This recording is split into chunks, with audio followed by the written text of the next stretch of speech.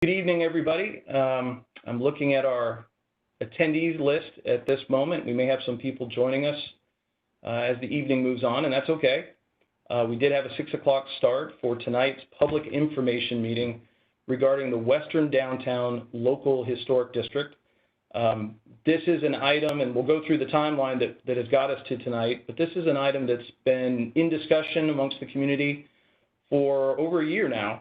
And with the pandemic hitting, we did hit a stall with our ability to have public input in the traditional sense, in the sense that we all like to have, where we're in person and in a room and can speak to one another. But as we're still not able to do that, we thought it was in our best interest to go ahead and schedule this online opportunity. And so what we're going to do tonight is get everybody who participates back up to speed on what this is that we're talking about with Western Downtown. The fact that there was a historic study that was conducted by staff, the contents of that study, and what historic designation means. We'll also try to answer some of the questions that came up at the December 3rd, 2019 Mayor and Commission meeting. We had a lot of people come and speak that night, well over 30, and there were notes made, there were comments made, and staff wants to respond to those as best we can tonight, and then provide another opportunity for our attendees tonight to speak. And we'll talk about how that's going to work in a minute. Before we get started, I wanted to recognize our participants here, and I also wanted to specifically recognize Commissioner Melissa Link.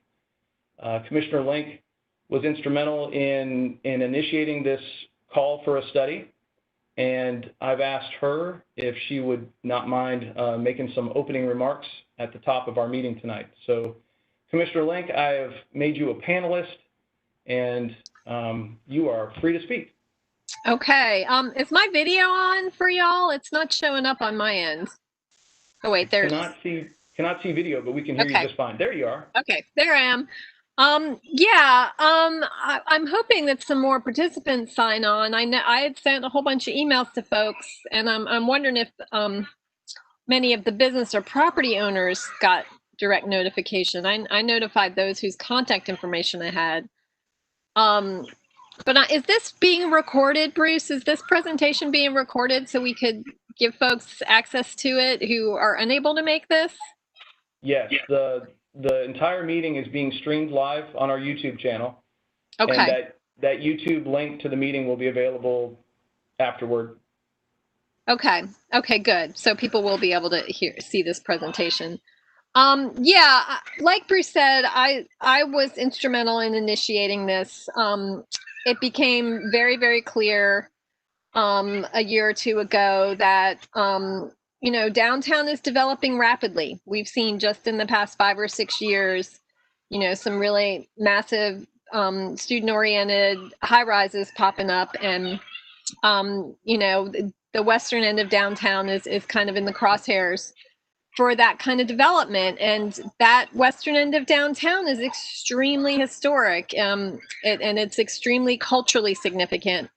As we'll see in the presentation, it was the center of African American life in Athens for a century or so. And it also is the epicenter of our world famous music scene. We don't really get into that in this presentation because the presentation only addresses history 50 years or older. And the music scene is a little bit younger than that, not much these days. But, you know, in 10 or 20 years, if we don't protect that area, there will be no evidence of that famous music scene that rose up in this part of town, except for the plaques. We've instilled plaques in the ground, and that might be all the only evidence we have left. If we don't act quickly to preserve this part of town, particularly now in a post-pandemic world. You know, when we get through this COVID crisis, the world's going to be a different place. And there is such a thing as disaster capitalism and predatory capitalism. You know, a lot of folks have lost their shirts in this pandemic, but there's a lot of folks who have gained a lot and always have plenty to spend. And when times are bad for some people, that's when they take advantage of it. And I feel like, you know, this is all the more reason to protect some local property owners from those activities. There are significant tax freeze benefits to historic designation, and I hope that with this designation, you know, we can urge some of these local property owners to hold on to these properties and get back on their feet before they become victims of some of those predatory practices. So, and you know, also the world, we've all gone online. We're working online. We're meeting online. You know, that's going to change the way we see our downtowns as well. So that could put some of these buildings and this whole area in dire straits for you know, predatory development practices. And it's become crystal clear that the kind of development that we've seen downtown is catering to a clientele that doesn't exactly have the best interests of our broader community in mind.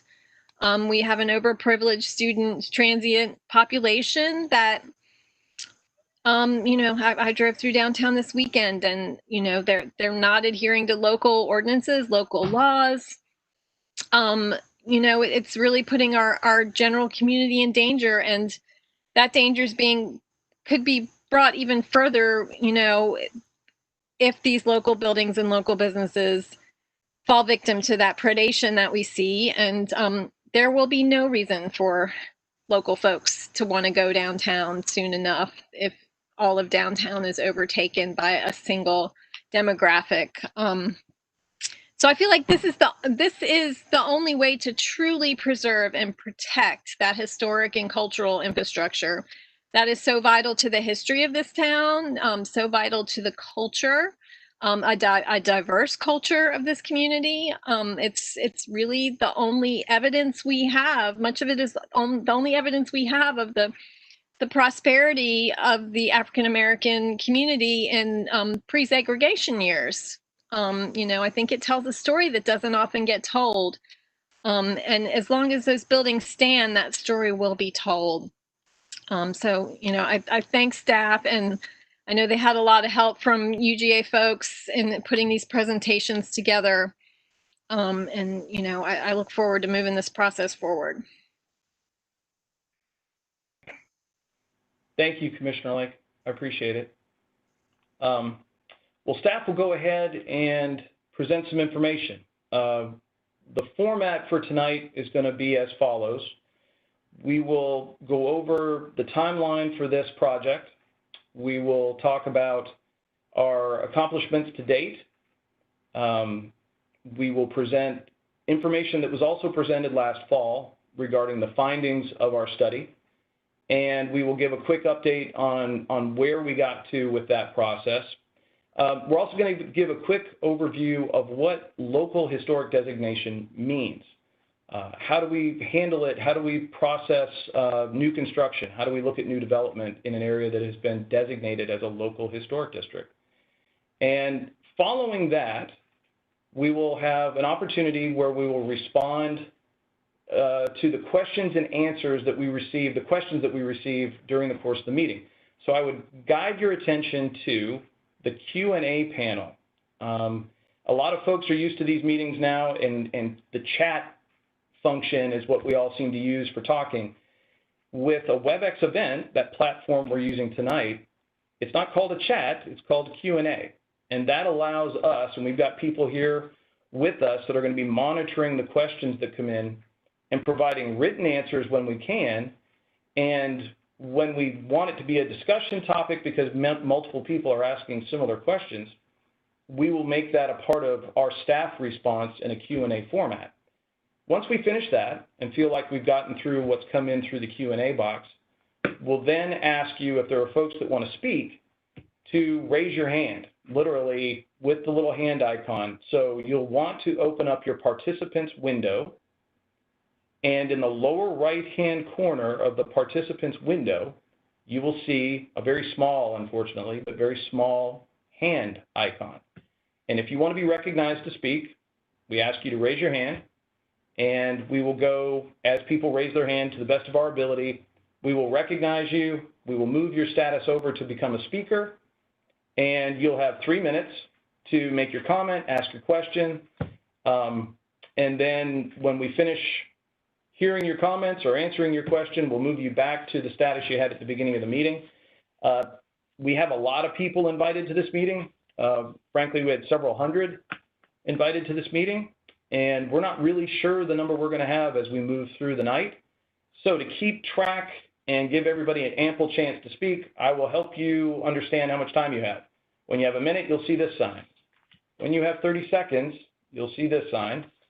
And when your time's up, we will thank you and move you back over. And if other people have had a chance to speak, we can certainly offer another opportunity to bring you back in to make additional comments if you choose. Tonight is the first of many other opportunities that are come forward for you to give us your input. We already have a survey on our website where we encourage you to respond with your questions, your comments. You can express your support, your opposition. All that input is on that survey form, and there will be a link going out to all of our attendees after this meeting, but it's already on our website. You can use that anytime you wish. That information received will be forwarded to the County Commission because they will be hearing this item at their October 20th agenda setting and also at their November 3rd voting session. So tonight's meeting is timely, and everything that's said tonight will be shared with the folks that are going to be making the decision about the future of this area and what ultimately comes of this. So with that, Amber Eskew, I will ask you to present the beginning of the staff report.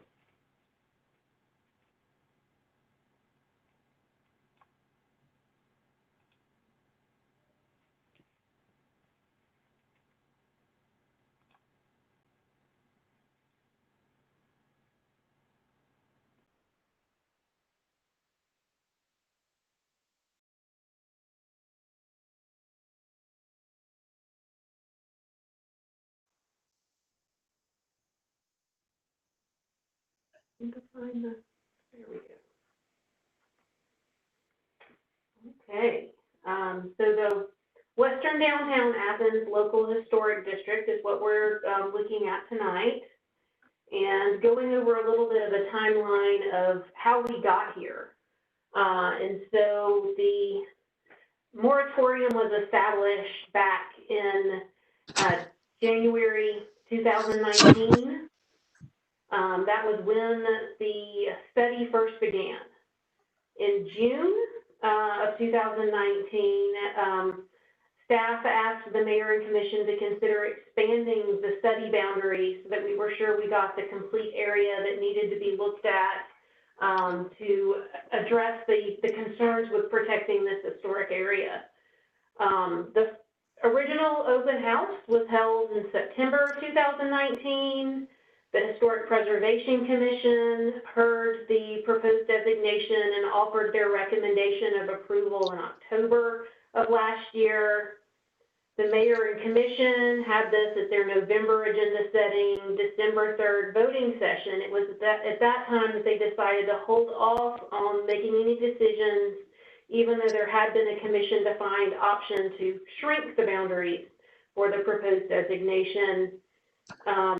They extended the moratorium until June of 2020 at that time, and then the moratorium was extended again in June to last until November 3rd due to the issues with the pandemic. And so here we are tonight, October 5th, for this public information meeting.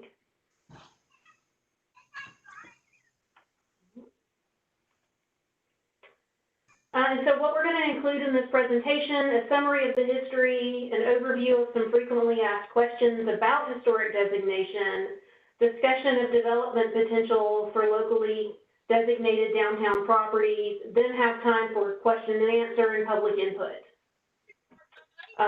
Taking a look at the study area boundaries, everything that you see here with the dark blue is a contributing property or recommended to be one. The hatched lines are recommended to be non-contributing. The darker black line is the National Register District, and this gray line here represents the boundary of the existing downtown local historic district. Some themes within the area are African American history, automotive and transportation history, local institutional history. I want to go ahead and note that a lot of the research was an effort that was far beyond just staff. There's a lot of credit to the Masters of Historic Preservation students of Terry Gutchess at the university in the spring 2019 class. Preservation interns Lauren Patterson and Darcy Scales also helped a ton in getting this information pulled together. I'm going to start with African American history, and the Western Downtown proposed district contains the historic commercial and cultural core of Athens' African American community that was known as Hot Corner. This area began to develop as such in 1910 when Monroe Pink Morton built the Morton Building, which served not only as a prominent vaudeville theater, but also offered space for African American businesses and young professionals.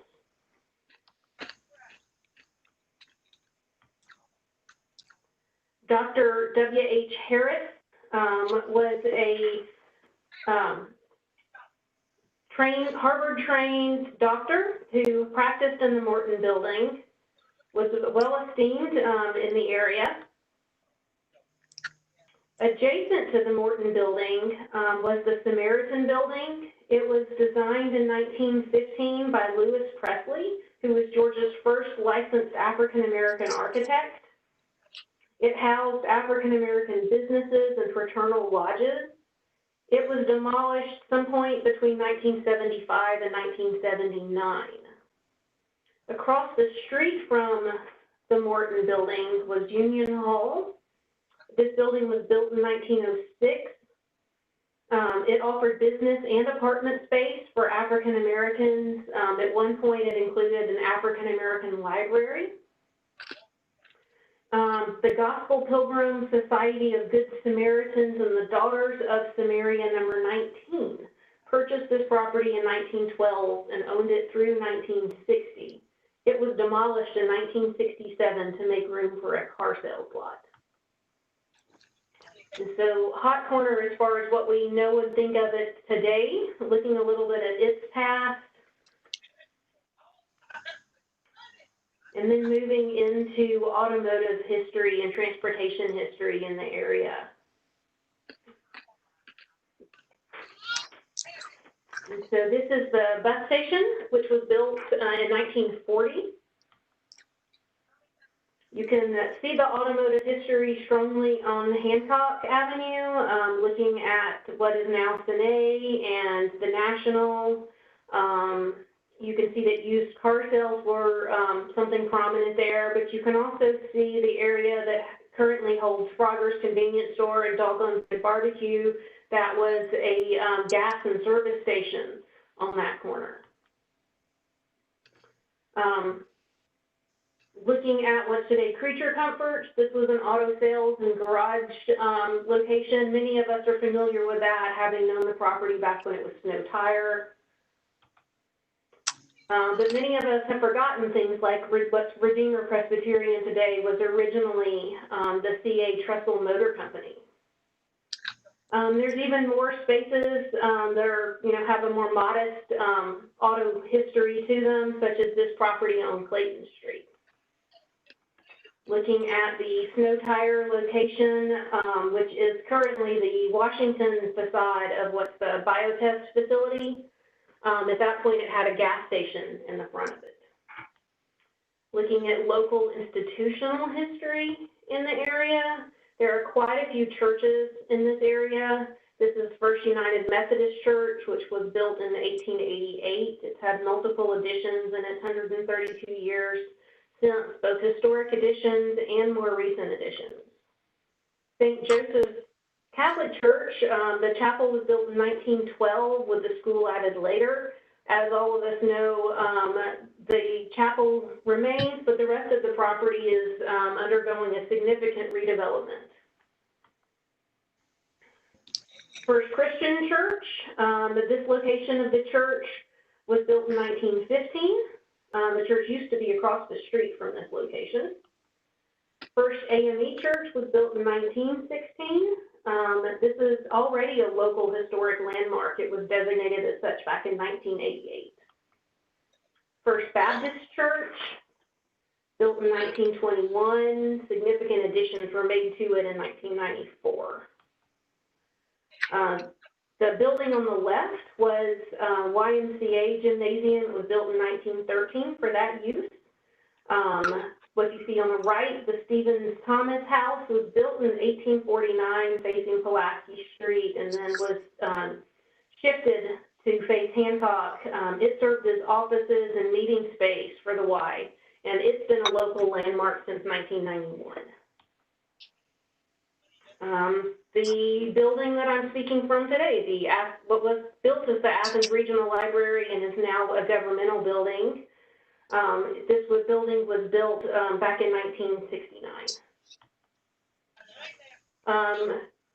Want to share with you a little bit of frequently asked questions about historic preservation, understand kind of how these things work.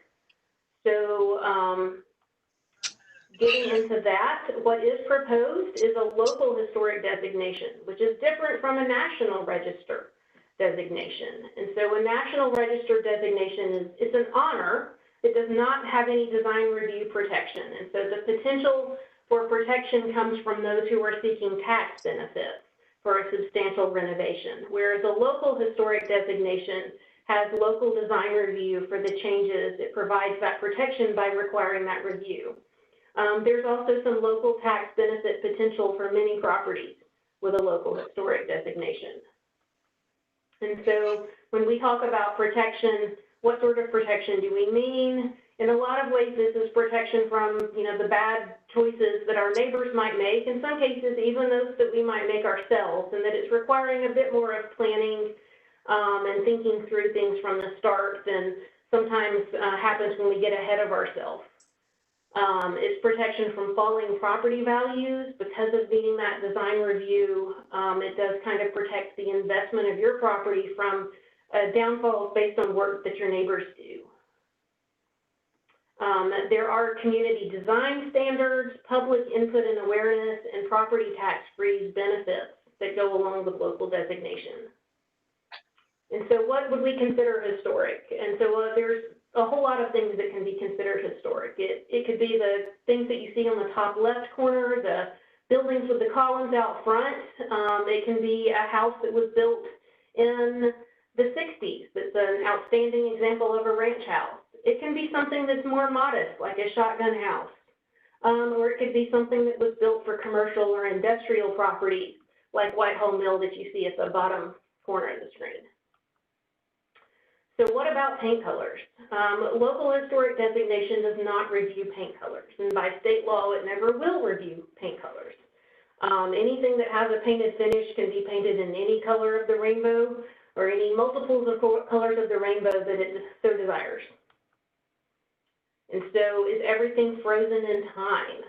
Nope. And so the intention is to preserve the historic character of the building, not to freeze the property. And so modern changes as far as things like skylights and solar panels and rooftop terraces and those sorts of things happen all the time in our historic districts, and these are things that are not prevented by a local designation. They're simply made sure that they're done in a way that is going to preserve the character. So I don't want anybody to tell me what to do inside my building. Well, that's great, because local designation does not review what happens inside the building. It is only going to offer review of those exterior designs and materials. Of course, zoning regulations can come into play as far as what kind of businesses and things can be allowed on the property, but that's going to be there whether there's historic designation or not. So what if I don't want to restore my building? I like it just how it is. That's great too. And so there is no requirement to do anything to your property based on it being in a local historic district. And so whatever minimum maintenance requirements the county enforces are going to be enforced whether you're in a historic district or not. What about the tax freeze? Let's go over a little bit about that. Everybody likes saving money. And so the way the tax freeze works, it freezes the assessed value of a property for 9 years. And so it's 8 years solid. The 9th year, it's the midpoint between the value it was frozen at and what it would otherwise be. And then the 10th year, it goes back to what it would otherwise be without a tax freeze. It is worth noting that this is a freeze of the assessed value, so if the rates change, the actual amount that you pay in taxes may fluctuate, but the assessed value would be frozen. So how does the review process work if this does happen and your property is within a local historic district? Well, we have design guidelines in place already that are used for the existing downtown historic district, and that's what's proposed to be used with this western downtown district if it gets approved. Those design guidelines go over all sorts of different potential changes that could happen to a building and whether or not those things would be appropriate and what sort of design considerations one should have if they're looking at that sort of change. That document is already available on the Athens-Clarke County Planning Department website. And so if you have any questions about that, I would encourage you to look at those guidelines, or if you just contact us, we'll be happy to go over any specific questions. And so you're designated, you need to make an application because you want to make some changes to your property. How do you do that? The first step is consulting those guidelines. Consulting staff, looking at the change and making sure that it's something that you think is going to fit in with those guidelines, having staff answer any questions about what you need to do and submit. Step 2, submit that certificate of appropriateness application. Those can be reviewed in one of 2 ways. In some cases, more minor projects can be approved at staff level.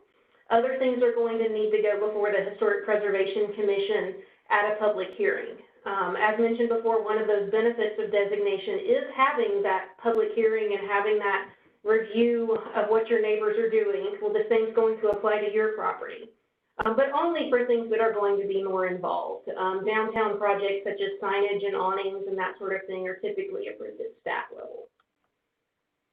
Once the certificate of appropriateness is approved, any other permits that are needed for your project are obtained, like your sign permit, and then the work can begin, the change can be made. So who is our Historic Preservation Commission who's going to be making these decisions? There are 7 Athens-Clarke County residents. They're all volunteers. They're appointed by the mayor and commission. They have different backgrounds. All of them have an interest in historic preservation. We've had members at times that have been architects, contractors, landscape architects, designers, and people with professional preservation degrees. But more often, they're owners of historic residences or commercial buildings or somebody with a long interest in history and of Athens community and a willingness to serve. Next, we're going to talk about the development potential for local historic district properties. And I'm going to turn this over to Bruce. It won't let me.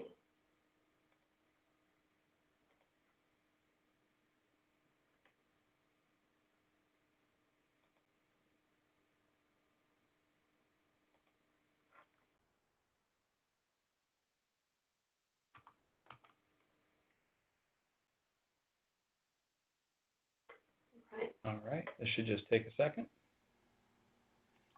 Thank you, Amber. One of the things that we heard at the December 3rd meeting from several speakers was the question or the concern, certainly, about what historic district designation might mean to the future property value, to the future development potential of a given property. And that is a big question in any historic district. Most of our historic districts tend to be residential, but in the case of downtown, I think that question is even more amplified when you have local ownership, you have ownership from outside of our town, and you have properties of a higher value as well, just per square foot, per acre. This is a key discussion point. So what we wanted to do tonight was bring some information forward. This isn't going to tell you how much a given property is worth, but what it will tell you, I think, is how development can occur and has occurred in downtown Athens, both inside of districts and outside of districts, and how historic properties have been an important part of that development, and how we as staff and as a community have regulated those when they have been designated. So the first thing I wanted to point out, let's see if we can advance, very recently, in fact, it's under construction now, is the property at, along Broad Street, East Broad, 115, 127, and 141. We have two buildings here that are new construction that flank the University Tower building, a building that was originally built as a parking garage and was then converted into condominium residential space with commercial space at the ground floor. And these two properties, actually all of these properties, are within the current local historic Athens downtown district. And so this star indicates that location inside this boundary line. Both of these projects came forward to the Preservation Commission for review. Both were approved, largely as you see here in this stylized view of the development. And what I want to point out is these properties were very, very small. This corner lot was about 2/10 of an acre. This lot and this lot combined are about 3/10 of an acre. And the reason why this property is so important is this development is actually using the ground floor of the University Towers building to bring in a national retail marketplace onto Broad Street. So both of these items came in for underdeveloped parcels right on our front doorstep to our local downtown historic district, and they were approved by the Historic Preservation Commission. This project in October of 2018 and this project in April of 2019. And here's another view looking kind of northwest. Same buildings, and this will be all one tenant space for Target, actually.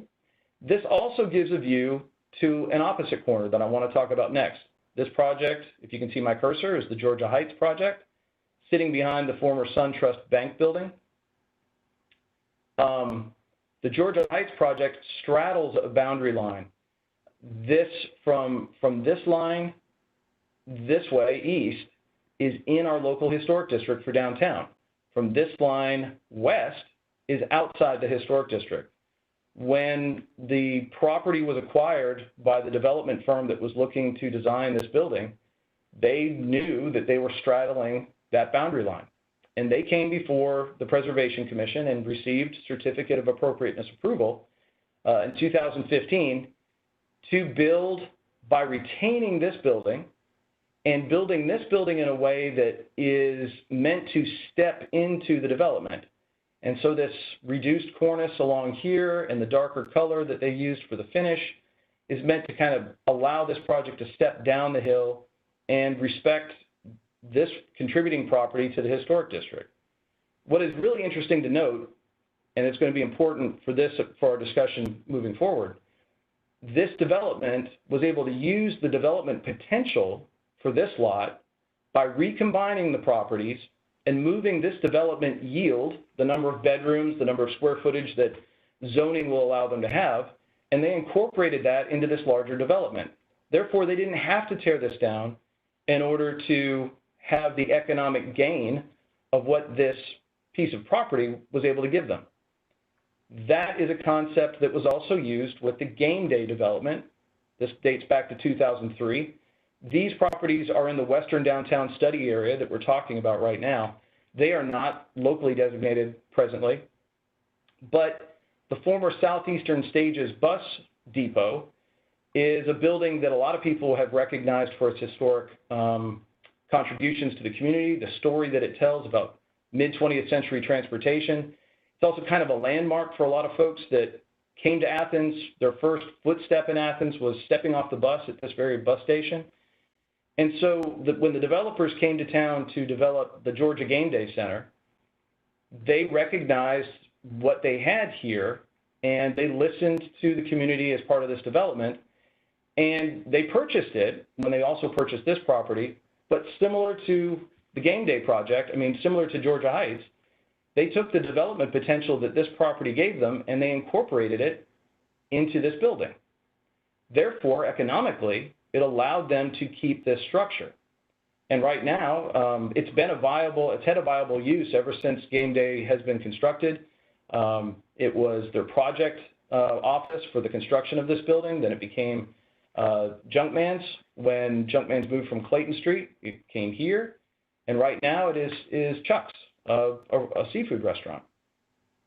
So this is the kind of concept that I think is important as we look at the Western Downtown Historic District. One of the suggestions that came at following the December 3rd meeting was from Mayor Kelly Gertz. And he and I spoke, and he mentioned reaching out to the Department of Community Affairs Downtown Design Studio and ask them to wrestle with this very topic within the study area that we're talking about. And so what you see in this aerial, here's a map view, are properties that are kind of in the center of our study area. This, if you can see my cursor, this is the Hot Corner intersection. This red roof here is the Morton Theater. Along this frontage of Hull Street, you have the one-story sort of modest commercial structures, mid-20th century commercial structures that really define the character of Hot Corner and are considered contributing to the historic district. What they did and what we asked them to do was to take our zoning code and look at this block and put in the block, in an area that makes sense, a new development that works with what the zoning will allow you to have, and then also manages to preserve the properties fronting Hull Street. The key component here is similar to what we talked about with Game Day, similar to what we talked about with Georgia Heights, was the notion that these properties, even though they have their own intrinsic property value for development purposes, each of them is very, very small. In fact, the actual recorded boundaries of these are much smaller than the parcels that I was referencing before, some of these less than 1/10 of an acre. And so the ability to build a high-rise on something that's less than 1/10 of an acre is really very tough. So the value for these, as they were seeing it, was moving that development potential into the development that might occur immediately to the west, and having that generate more square footage, more opportunity, and preserve the doorstep into the district that we're looking at. So the historic character to the pedestrian along Hull Street would remain relatively unchanged, and the building height and infill would occur as you moved westward. What we've got here are 3 development scenarios. A scenario A with 2 views. This actually breaks up the roof line, but pulls the building forward to the 2 block frontages behind Hull Street. One of the alternatives that wasn't drawn here was actually to incorporate the facade of what is now the Plasma Center and what had previously been the original location of Snow Tire. Work that into this development scheme and maybe step this frontage back as a way to recognize the history of the site while allowing for new development. So this was scenario A. This is scenario B, which, kind of like Georgia Heights, has sort of this broken approach to the building. You have a high-rise in the center, you have a 3-story mid-rise along the street frontage, and then you have something that works in between that's mid-block. But the principle here is still unchanged. These properties facing Hull would offer an opportunity for moving development potential into a unified development concept for the block. So this is scenario B, looking north and looking south. And there you can see that sort of mid-rise in between, same treatment either side fronting the street so that you don't end up with a building looming over the street. It steps back into the block. Scenario C takes that idea and kind of gets rid of the midpoint. It does the 3-story fronting on the 2 streets that run east-west, and then puts the height into the middle of the block, again, retaining these properties along the front and allowing them to be considered a part of this development. Now that begs the question, if these property owners are not interested in being a part of this kind of development, where does it leave them? And that's a difficult decision. If that is not part of the discussion, if that's not something they're interested in, then the redevelopment potential for these properties is going to be the same, frankly, with historic district designation as it is without, in terms of its zoning potential. And that's a conversation that we're glad to have tonight. Certainly welcome that conversation with these property owners, and we've had a little bit of that discussion when this process started about 18 months ago about what does this zoning do on these properties today, even without historic designation. So we just wanted to run through these scenarios and recognize what has happened in downtown in this area since 2005, and take a look at what's recently happening in our local historic district that's already designated, and see where design lessons and process lessons might be drawn for what could happen here. And the same lesson is kind of true also for this block that is to the north. You could make this case for other properties in the district just at a smaller scale. But we thought this was helpful, and I really appreciate the work that Carmine Fischetti and Matt Dean provided to us from Georgia DCA's Downtown Design Studio. This is the view towards the south of that last scenario. So what we want to do at this point is revisit the study area boundaries one more time. When this came up, we were asked to initially look at the western part of downtown that was in the National Register boundary, which is this black line, but that was not already locally designated, which is this blue line. So essentially this area here was the original study area.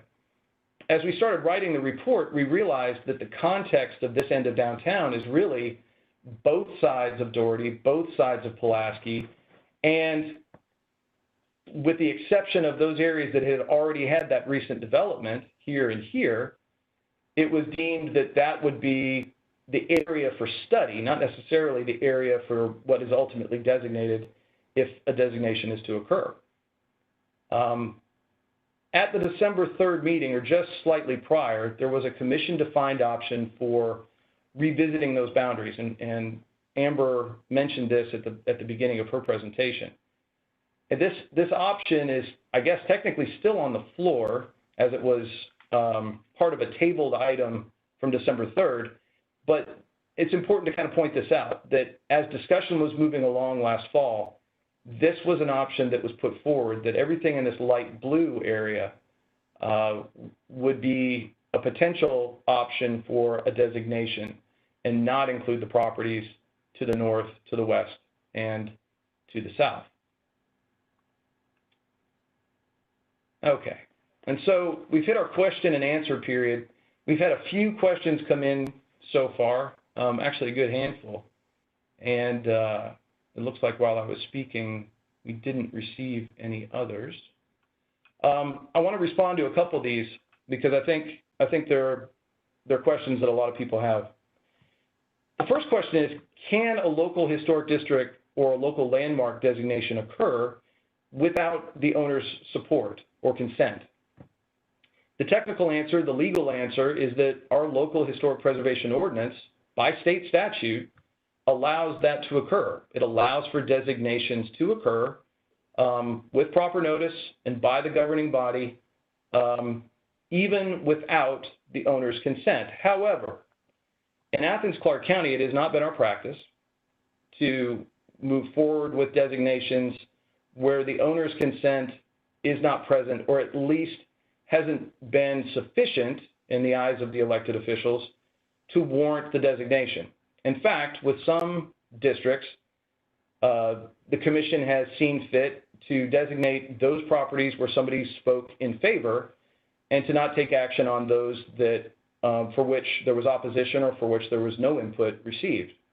So our practice has been to weigh, for the elected officials, to weigh that community input very, very heavily and to certainly give priority to the owner's interests in this process. The other thing that I think is unique, distinct about this particular effort that we're in is that it was initiated in response to a proposed demolition of one of the properties in the study area. This designation effort was something that was requested to help round out the discussion for this part of downtown, but there was not a single property owner, there wasn't an individual property owner or a group representing those property owners that stepped forward and initiated kind of a grassroots effort for this. And in that way, it is slightly different. No less valid, but it is slightly different. The exercise that we've presented to you tonight is an academic exercise. It's meant to catalog our history. And even if this process does not result in a local historic district being designated, there is value in knowing the stories that we were able to hear and we were able to document.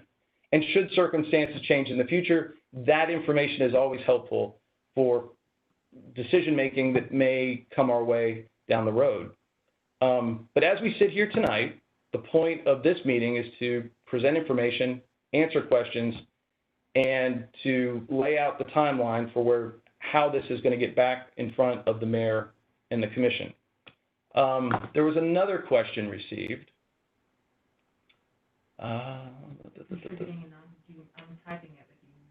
Okay. Regarding contributing and non-contributing. Amber touched on this very quickly, but as part of any study of a historic area, there are items that are identified and cataloged that would lead to a recommended status of that property. And they fall into two camps. Contributing properties, which are those properties that remain relatively unchanged during the period of significance. And in this case, the period of significance for downtown literally starts in the late 18th century and comes forward all the way until 1970. And so that's a broad range of resources that are going to fall into that period of significance. Those properties, those buildings, those structures that have retained a largely unchanged look or form, and we can still recognize them as what they were when either they were first constructed or how they contributed to that period of significance, they are considered contributing. Those properties that fall outside of that 1970 window or have been significantly altered would be considered non-contributing. In downtown, we have some open spaces, some surface parking lots. Those are non-contributing. So those are the two types of status, and they become important. Should a district be designated, that status carries meaning. The first part of the meaning is if there is a new development proposed, if your property is contributing, the type of review that is done of what you want to do to build is more detail-oriented because you've got existing fabric, existing historic stuff to work with that we want to make sure is retained so that you can still understand that character. If it is non-contributing, then there's more flexibility with that review. And the design guidelines are still in place, but what we're looking for in a non-contributing property being redeveloped is that it doesn't detract from the character of that historic district.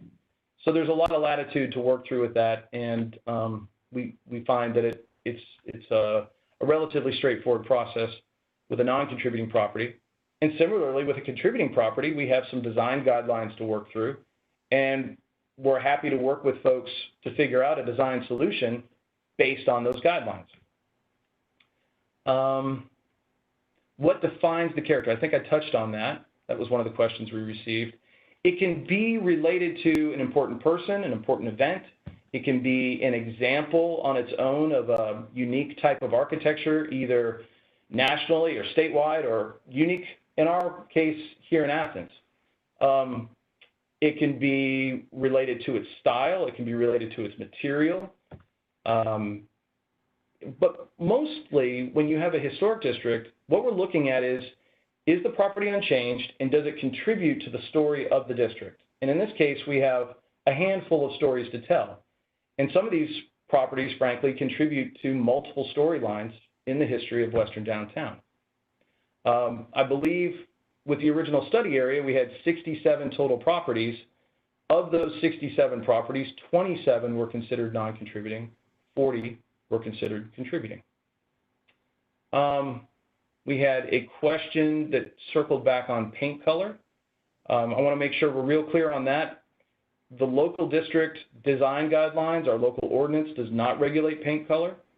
The one thing related to paint that is a part of the design guidelines is that if you have a masonry building that is presently unpainted, it is to stay unpainted.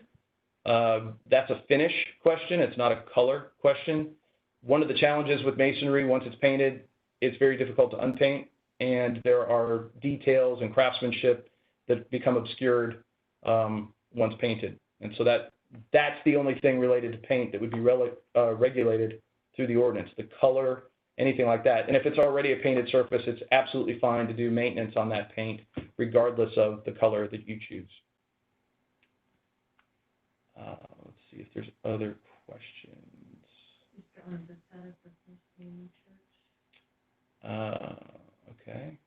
Okay. The status of First AME Church. Well, it is a local landmark. I don't know of any changes to the property that are pending. It is our adjacent neighbor to this building, the planning department building. But beyond that, I don't know of any change in status, but it is a local historic landmark.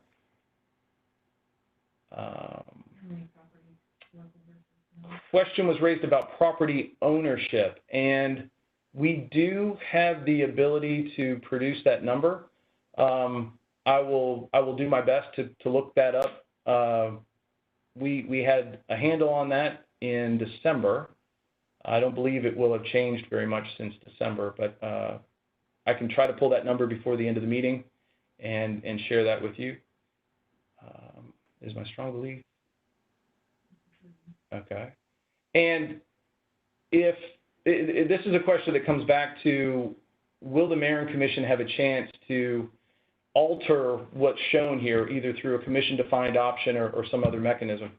That is entirely the case. That is absolutely true. One of the things that was done in December with the creation of the commission-defined option that reduced the boundaries and actually changed the status of one of the properties within the study area from non-contributing to contributing. The property owner wanted to become contributing. That was in response to the information that had been heard leading up to that meeting through the various public input opportunities that we had had.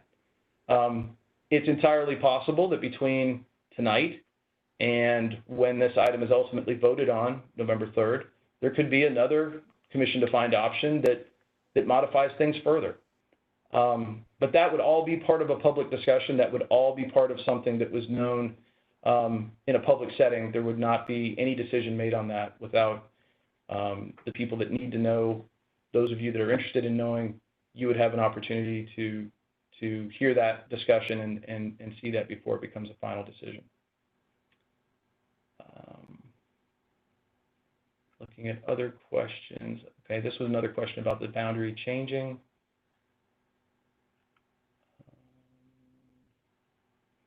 All right, another question about First AME Church.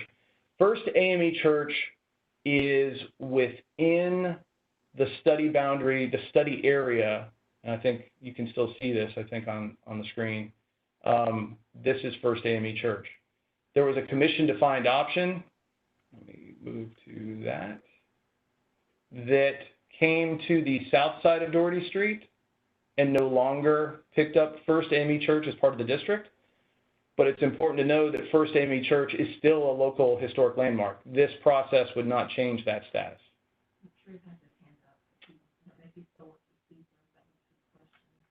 Okay, let's see if there's any other questions through the Q&A first, and if there are not, okay, here's one. Most of the developed properties presented, Broad Street Complex, for example, are developed on surface lots. Am I correct in the fact that the hot corner properties would not have this advantage for development because of their modest build? That is partially what I was presenting in that middle of our presentation, that those properties, by virtue of the fact that they have existing contributing structures on them, would be, if designated, would be reviewed. If demolition was ever suggested, that would be strongly discouraged, and it would be something where we would work with the property owner to find a suitable solution that didn't cause the building to be removed. What we have found with those properties that are on very, very small lots is that even without designation, the redevelopment of those properties in a vertical way becomes very difficult because of the other things that you have to account for. Could they occur? Yes, they could. But their development yield, for example, downtown allows for 100 feet of total building height. On a lot that is less than 1/10 of an acre, it's just structurally very hard to build something that's that tall. So the amount of property area is its own kind of constricting factor. But that aside, what we have found is that those properties do have a dollar for dollar value to the adjacent property owner that is looking to maximize their development yield. And so those properties along Hot Corner, in and of themselves individually, have some limits by zoning of how much yield you can actually achieve. But as part of something larger that involves the rest of the block, it might be possible to actually achieve the full value of that existing parcel and what it would give you in terms of a building square footage. Let's see here, another question. Can you clarify input and comments tonight? I know. Public comment, so I think this is a question asking when will public comment occur. So after we finish Q&A, we'll move right into public comment. For those of you who weren't here at the start of the meeting, the way that will work is that if you open up your participant window, you'll see a hand in the lower right-hand corner. If you click that hand, I see it, and we will recognize you in order as best we can. We've got a 3-minute window to let people speak, and what we'd ask you to do is ask your question, make your statements in that 3-minute window. I will help you with how much time you have, and once you're finished speaking, click the hand again so that it goes away, so that I know that I can move on to another speaker. If time allows, we can give people more opportunity to speak, but we want to make sure everybody gets a chance. I'm going to look for a couple more questions here, and then I'm going to keep my promise and make sure everybody gets a chance to speak.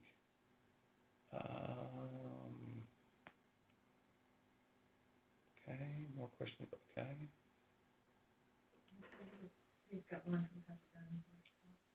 All right. Okay.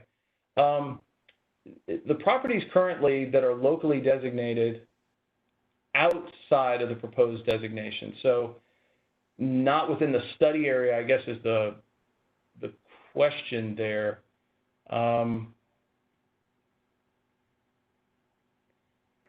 Well, I mean, all of this area to the east, if we're still looking at this commission-defined option map, everything that's outlined in blue is locally designated presently, and there are some landmarks within that area. The area that is being studied, which is larger than this, but also had some other landmarks here. Landmarks are called out with these triangles, which may be very difficult to make out. But you have the Presbyterian Manse that sits behind Chuck's, the former bus station. So the Manse is a local landmark already.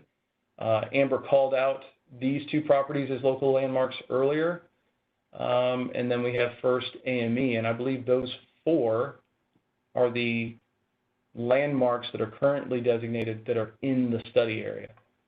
But that commission-defined option trimmed off the opposite sides of the street, so that brought it down to 2 landmarks, the Mance and the Morton Theater, certainly. That's a landmark as well, and it's already designated. Okay, I think that covers the question we've received in the Q&A box to this point. So at this stage of the game, what I would like to do is recognize the folks that have their hand up. I've got one person with their hand up. I'm going to go ahead and recognize Drew Deacle, and I will make it possible for you to speak, Drew, which should be now. You there, Drew? Hello. Hey, Drew. Can you hear me okay? Kind of like a radio show a little bit. It's working. I hope everybody's doing well. What we'll do is I'll go ahead and start my little timer here, but you have 3 minutes, sir, to speak.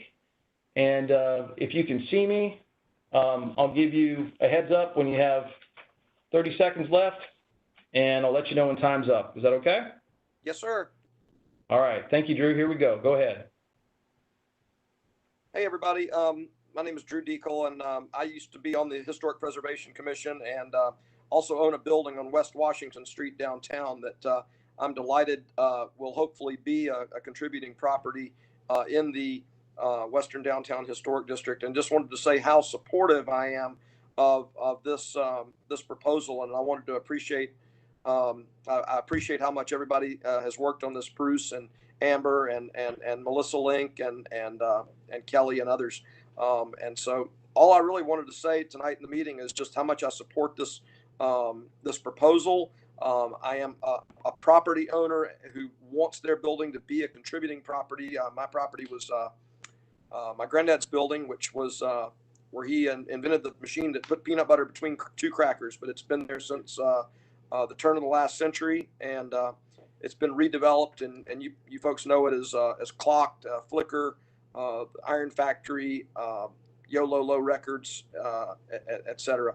And Washington Square Hair Salon. So anyway, I just wanted to let y'all know that I'm totally supportive of this, and I'll speak again at Mayor and Commission, and hope I hadn't taken up too much time. Thank you, Bruce. No, you did great. Thanks, Drew. You got it. All right. And after you speak, if you would, just go ahead and click that hand icon again, and that'll make the hand go away. Thank you. Anybody else have anything? Oh, yes. All right. I'm going to recognize Bill Berryman. Bill, you should be unmuted. Are you there, Bill? Yes. Can you hear me? Yes. Thank you. Go ahead. Great. Glad to be here with you tonight. I've been following historic preservation in Athens ever since it started over 40 years ago. And I've watched all of the districts come into being designated. The concern that I have, and really it's a change in norms, to use a word that's used pretty often now, is this seems to have gone from a consensual practice to an adversarial practice where the commissioners may, if they pass this, will be adopting this district over the objection of a vast majority of the property owners. That is unprecedented in this community, and I think it's something that the entire community needs to be aware of and needs to debate. The other piece of that is that you've now broadened the period of significance for this district into 1970. And if you know the history of Athens, between 1940 and 1970, literally thousands of buildings were constructed, residential, commercial. And so if you combine an adversarial norm for creating these districts and a huge increase in the number of eligible properties, there really does not seem to be any rhyme or reason as to how historic districts are going to be designated in the future. I think if that's going to be the approach for the Mayor and Commission going forward, the community really needs to have some engagement in that since we're moving from the consensual approach to the adversarial approach. Thank you. All right, thank you. And if you would, sir, just click that hand icon for me. Thank you. Oh, there you go. All right. Okay. Next speaker is Tommy Valentine. Tommy, you should be clear to speak. Are you there? Yes, can you hear me? Yes. Yes, go ahead, Tommy. Excellent. Thank you so much. This is Tommy Valentine, 395 Cleveland Avenue, Athens, Georgia, 30601. So first of all, I want to thank everyone who's involved in this session, both the people that brought it together, the people that are speaking for it, the people that are speaking against it. In my role as Executive Director of Historic Athens, I just wanted to use my time briefly tonight to dissuade a few fears, uncertainties, and doubts. First of all, as you can see on the screen here, the commission defined option that we have endorsed on behalf of Historic Athens removes the outer ring of church properties. So to our donating members at First AME and to the surrounding churches, we do want to let you know this is the version we're hoping the commission takes a vote on. That's also worth noting because once you remove that ring, the notion that the vast majority of property owners are against it or that this is an adversarial approach, that really goes away. It is true that there are some, the church and some of its allies are against it. And it's true that one notable property owner is against it. But I've really enjoyed the conversations I've had with Ed and Sue Wild, with Drew Deacle, with Chris Blackman, with Barry Buck, with John, with a lot of the other property owners. And so this notion that it's not being supported or that this is the beginning of a new adversarial approach, I really want to just push us away from that fear. That would be a concern if that were true. But I also want to tell you that if any consultation on the preservation literature will reveal to you that this is a very normal process. A large building of its size and age going down often is the canary in the coal mine that leads to historic districts. It's great that we have a history locally of owners not self-nominating, but that's not the only tool in the toolbox. And so we need to recognize that this is an opportunity too. Also to the year of significance thing, I just want to say that we endorse what the National Park Service says on the National Register for criteria.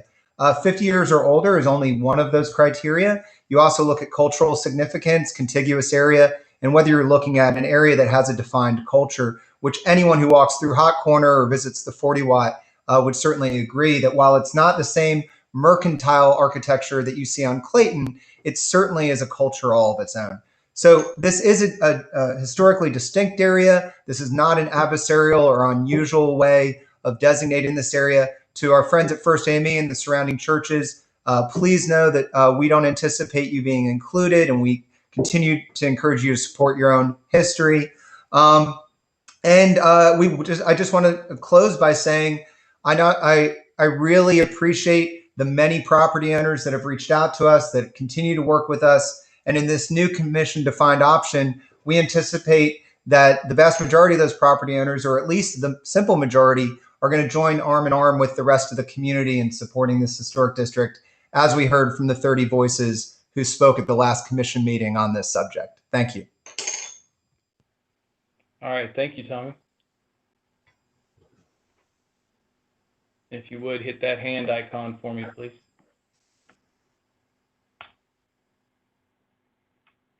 All right, anybody else wish to speak tonight?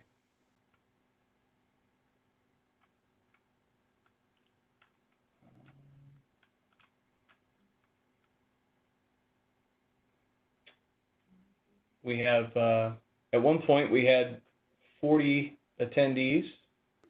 I apologize. I don't believe that you can see the list like you can with a normal Zoom call or that type of thing. WebEx has some things that we have to keep an eye on, and with the potential for there being upwards of 100 plus people, we were advised to kind of make it where that functionality wasn't there. But I can tell you we had a lot of people, and we still have 35 people joining us tonight. Let's see. Tommy, your hand is still up. Do you wish to speak again? No, not at all. Thank you. I'm sorry. I didn't realize. I will lower my hand. All right. Thank you, sir. All right. Anybody else wish to speak this evening? Happy to entertain any questions. Mr. Tatum. You there, Joey? I am here. Can you hear me? Yes, sir. Go ahead.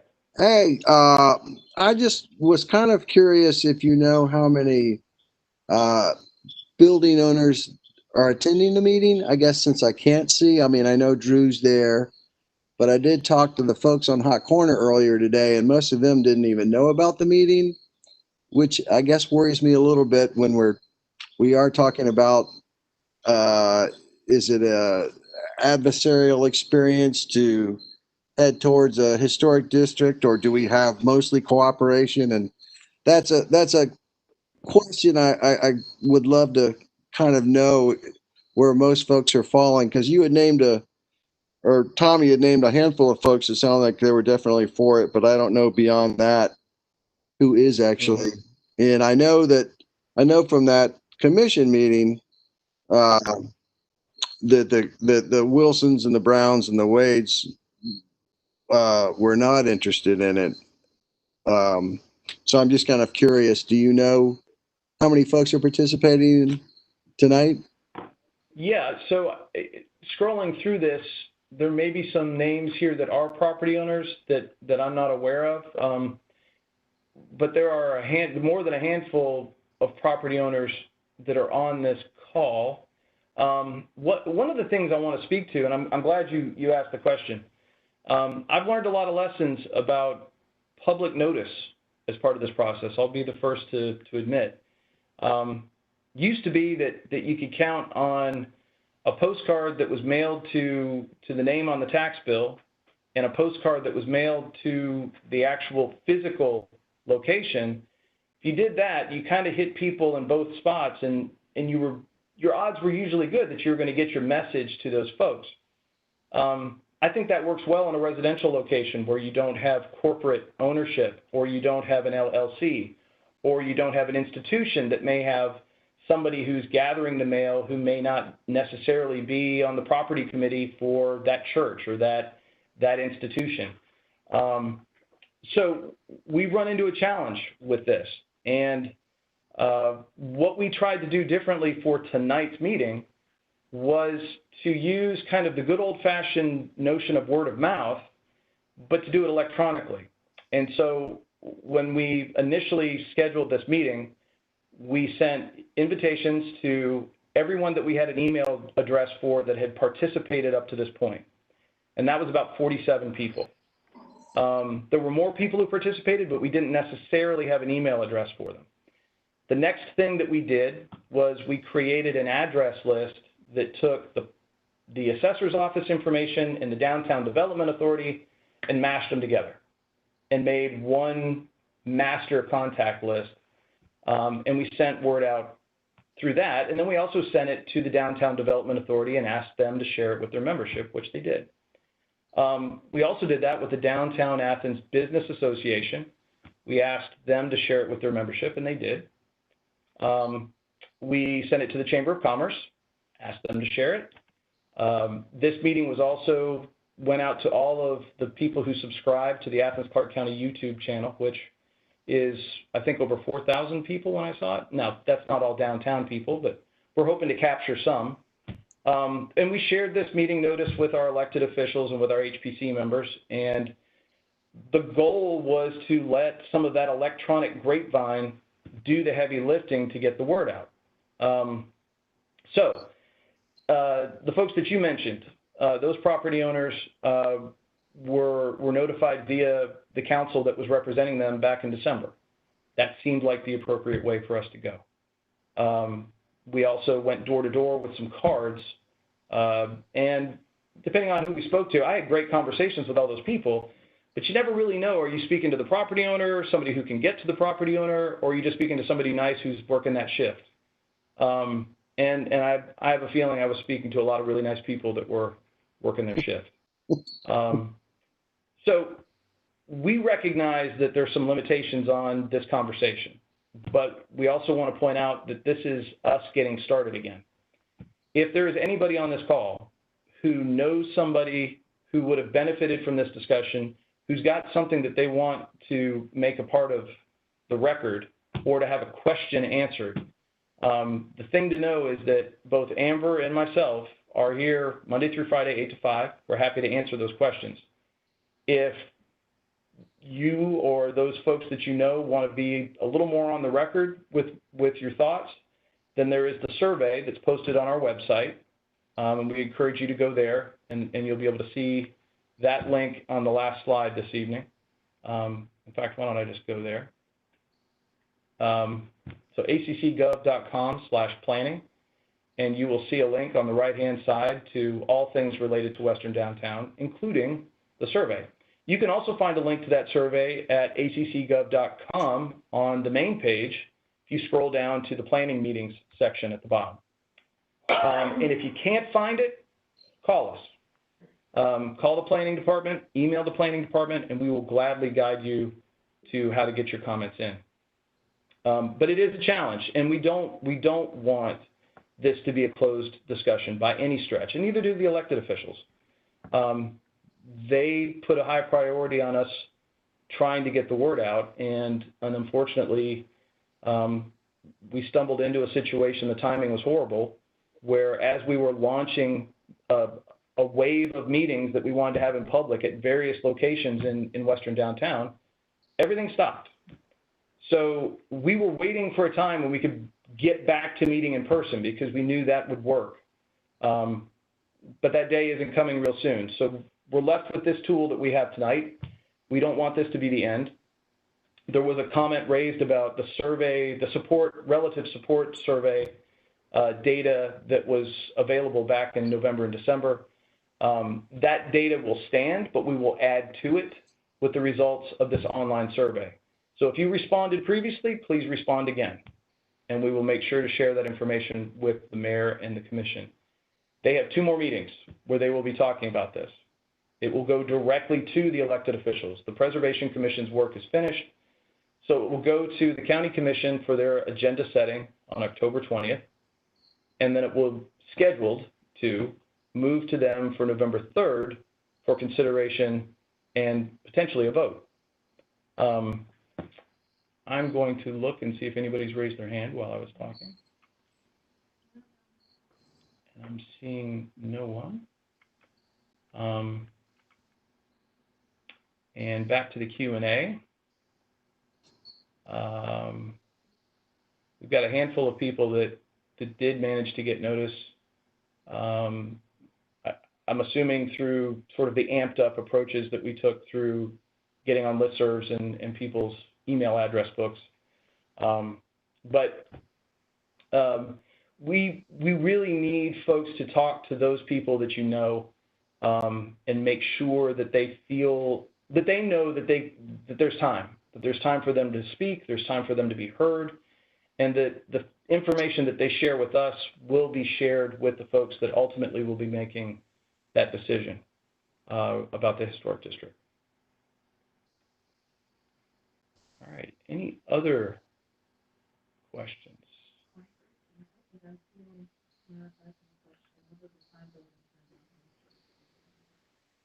Okay, so there is a question about what are the 5 buildings in the downtown historic district that are designated landmarks.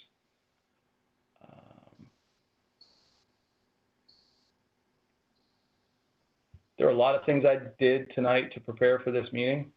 I can honestly say reviewing was not part of it, but I should be able to do this. And this map scale is tough. You may want the other map, the one that shows the full there. Well, but it doesn't, I'm assuming the question is about our existing historic district. I think it's the existing landmarks in this proposed area. In the study area. In the study area. Yeah, well, these I can do. So we have Bethel AME. We have the antebellum structure next to the YWCA. Stephen Thomas. Stevens Thomas. We have the fraternity structure on Pulaski. And we have the Morton Theater. And we have the Presbyterian Manse close to the bus station. Hopefully that answers the question better. Yes. Bruce, two things. Can you answer the question about exactly how many people are on this call tonight? The number has gone back, well, it keeps fluctuating. At the moment, we have 35 people on the call. Okay. I don't know, I can't tell from looking at names necessarily, and sometimes it's just phone numbers, Right. Whether they are property owners or not, or representatives of a property owner.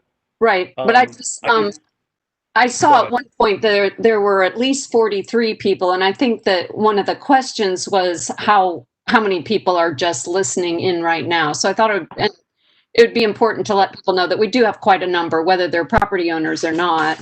Still, we've had as many as 43 I saw at one point.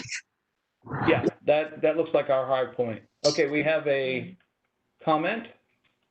Mr. Tillman. Are you there, Joe? Bruce, yeah, thank you. And thank you to the staff for all the work y'all have done to the adjustments that have taken place. I'm just curious, do we know how many commissioners are in attendance tonight to hear your presentation? As I'm looking here, I think we've got two. We've got Commissioner Link and Commissioner Denson. Scrolling through real quickly. Yes, we have Commissioner Link and Commissioner Denson. And the reason I ask, I appreciate that, is one of the major points of emphasis in the December 19 meeting was time for commissioners to learn more. Many were surprised at a lot of the public input that night. And I was just curious about, I know Amber mentioned there has been some meetings.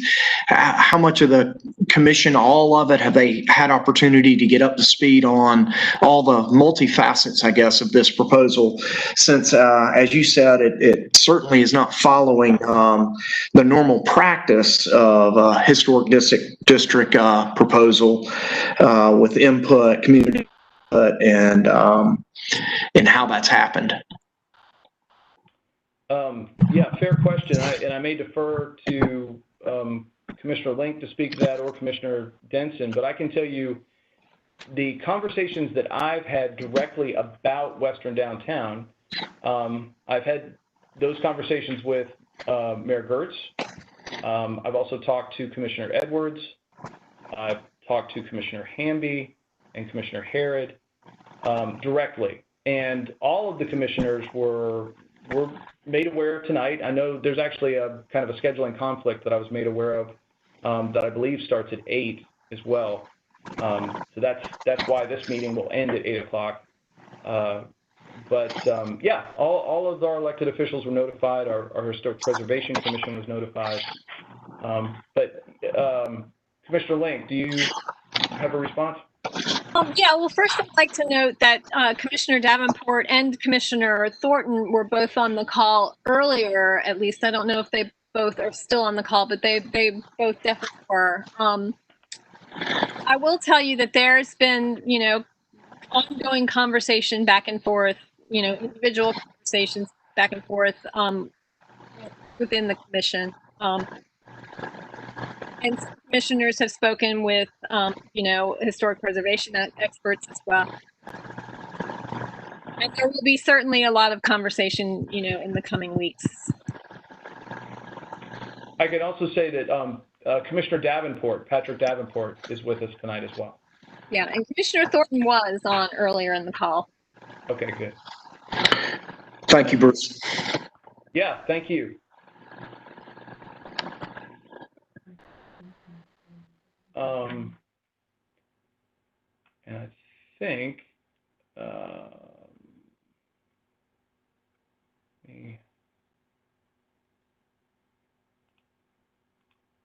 Commissioner Denson, I think, did I see your hand up just a minute ago? Oh, I was just raising my hand just to, whenever the question was how many commissioners were there, just letting everybody know that I was here and listening, and to follow up with what Commissioner Link said. There definitely have been conversations with the commission. Thankfully, before this whole pandemic hit, myself and Commissioner Link were able to hold a town hall on the proposed historic district over at Flickr Theater, which had around 40 to 50 people show up for that. So there has been continuous dialogue going on, and we're going to continue that as we move forward. Okay, thank you.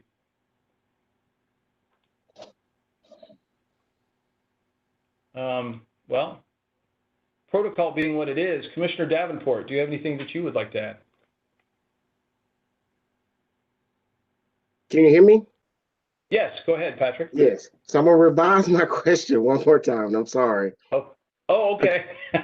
In the downtown Athens local historic district, if I'm looking at this wrong, off of, because this map is kind of what you got presented right now, there are 5 triangles that go from East Broad and on East Washington Street. Here, There we go. Here. So There I we was on go. the right track, So but then I went the wrong direction for you. Okay, go ahead. what are those? I know one is the church, and what are the other 4? This Actually, property, that's City Hall, I believe. Bruce, City Hall, okay. I have a list here if you want me to read it. Go ahead, Ellen. Okay, so the one that you have your cursor over, that is City Hall. Okay. Right. The one to the east of that is the Georgian Hotel. Georgia. Okay. The one to the east of that is the courthouse.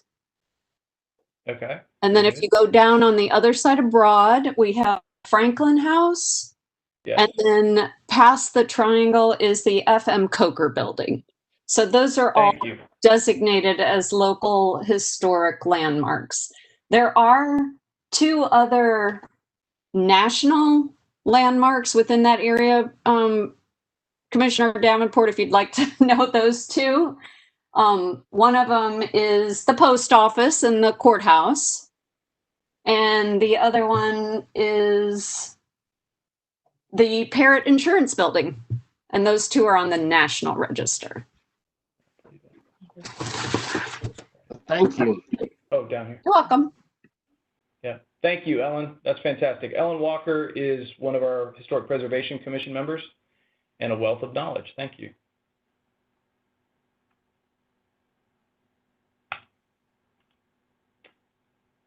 All right. Anybody else interested in speaking tonight, asking a question? We're happy to clarify things as a group. Anything at all. And again, this is not the only opportunity. So if there's something that comes to you after this meeting's over or you get talking with neighbors, definitely call the planning department and we'll get you what you're looking for.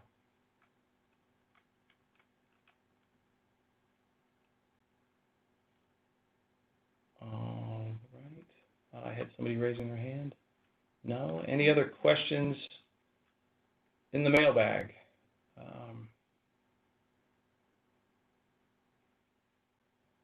No, I'm not seeing anything.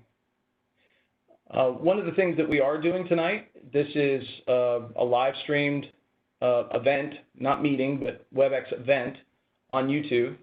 So there are people that are watching via the YouTube channel, the Athens-Clarke County YouTube channel. That will also be where the recording of this meeting can be found. So if you are talking to neighbors or other business people who are wanting to hear this discussion, certainly direct them to the Athens-Clarke County YouTube channel, and it'll be available there. We will send, I believe with this platform, we should be able to have the contact information for all the people that registered for the event. And our goal is to maintain that registration as a contact list. So moving forward, you'll get reminders of meetings that will occur, reminders to complete the survey, and where other information can be found. All right, checking one more time for anybody who wishes to speak.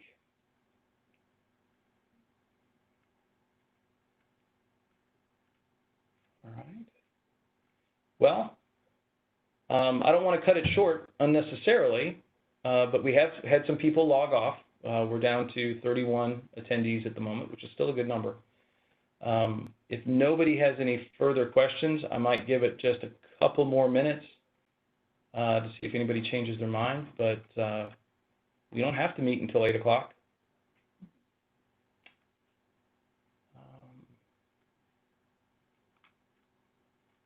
I just want to thank everybody for being here. I really appreciate folks chiming in, and please spread the word, because this program will be up on the website. So folks who couldn't make it tonight will be able to see it. And I want to thank staff for putting that presentation together. I think it's really helpful. There are images there I'd never seen before, I never knew existed.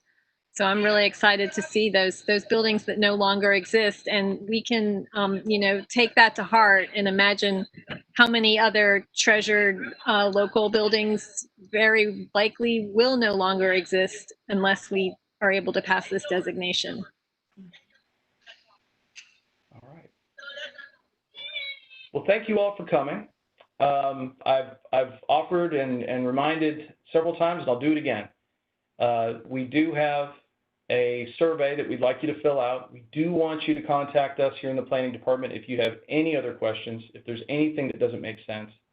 Allow us to explain, point you in the right direction, connect you with other people that may also be able to help you sort through your questions and your relative support for what this is all about. This is not a small discussion. And we've heard that from the comments we've received tonight. This is important. This is big. It carries weight, and it's worth doing thoughtfully. And we would love to help you work through those thoughts.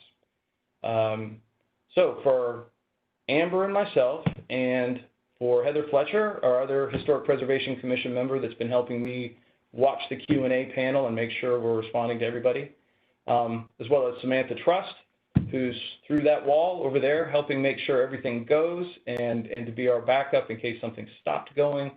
I want to thank you all for joining us, and I look forward to speaking with you, each and every one, over the phone or via email in the days ahead, and hopefully in person really, really soon. Thank you again, and have a great evening.